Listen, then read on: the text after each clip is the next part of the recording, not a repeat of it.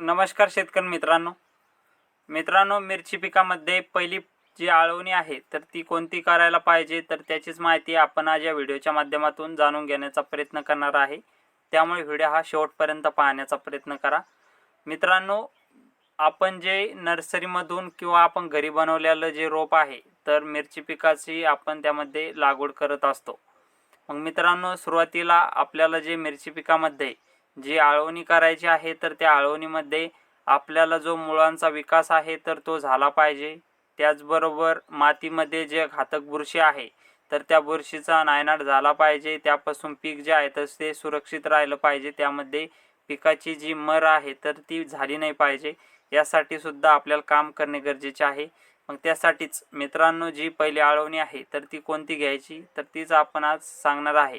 तर मित्रांनो, आपल्याला पहिली आळवणी घेताना त्यामध्ये चांगल्या प्रतीचं जे ह्युमिक आहे त्यामध्ये मग लिक्विड असो किंवा ते पावडर फॉर्ममधला असो तर ते आपल्याला ह्युमिकचा वापर त्यामध्ये करायचा आहे।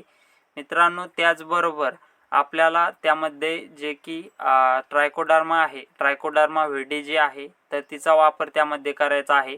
मित्रांनो, जी ट्रायकोडर्मा आहे तर ती घातक बुरशी जी आहे, शत्रू बुरशी, तर तिला मारण्याचं काम त्यामध्ये करत असतं। म्हणजेच काय तर मित्रांनो, आपल्याला जी ट्रायकोडर्मा व्हिडी जी आहे तर ती जैविक बुरशी आहे।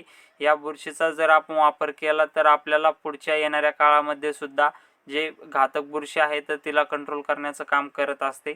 त्यामुळे मित्रांनो, आपल्याला ट्रायकोडर्मा व्हिडी जी आहे तर ती सुद्धा आपल्याला घ्यायची आहे।